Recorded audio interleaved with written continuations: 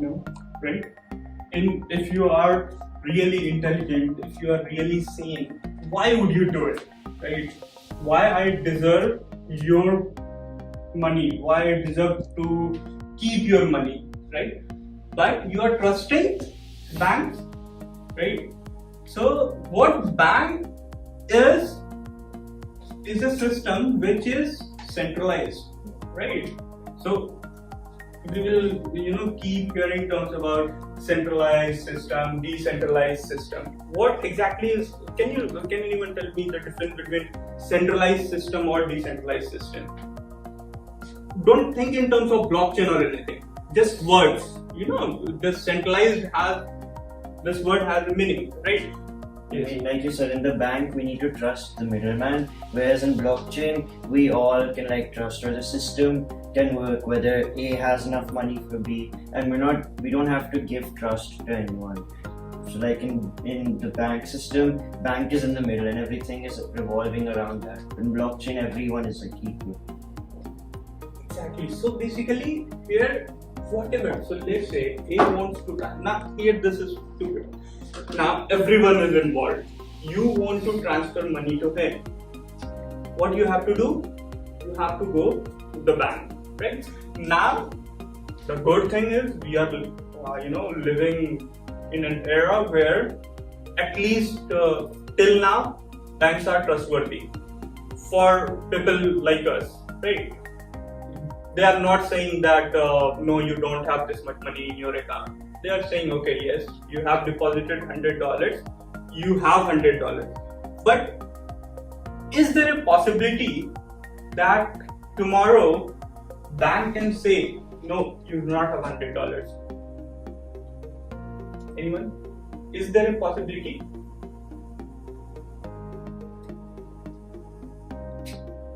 Yes or no?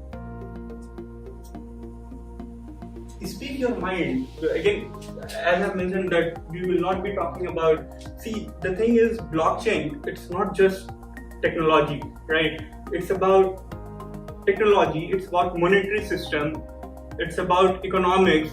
So there are tons of things involved. So unless, whenever you code, right? Before coding, what is important?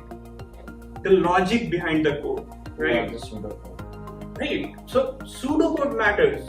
Then you can transfer that pseudocode into C++, into Java, into Python, whatever you want. Or let's say 10 years down the line, there is another some coding language. But if you know the logic, if you know that 2 plus 2 is 4, that matters, right? So when you will learn about blockchain or anything, for that, it's not about the technical terms, it's about the system behind it, right? So here the bank is, now you understand, right? The bank is centralized system, and what we are talking earlier, that there is code, there is money. Now everyone can view, everyone can participate in that. So let's say in that system, if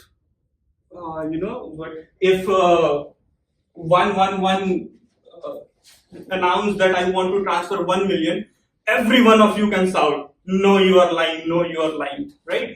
Because everyone has the ability to see what's happening, what's not happening, and it will be stored in a way that it is secure, right?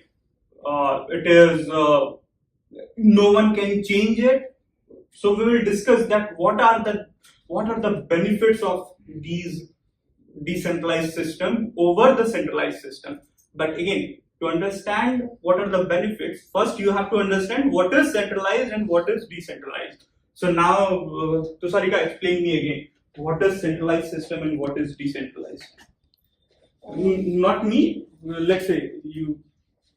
Okay, so in one country there are just a handful of banks and usually just one government. So that is what a centralized system is. That there's only one system that looks over everything, and decentralized it's a distributed system where everybody knows everything.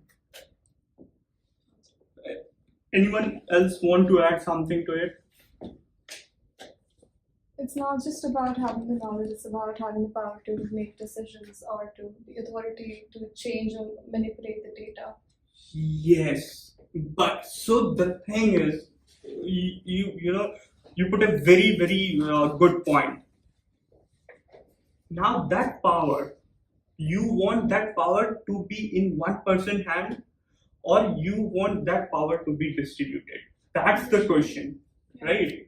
So if if you go right now and here you are learning about blockchain, you come to learn about blockchain. I'm a very big fan of this technology or the logic behind it. But then again, there are people who will say that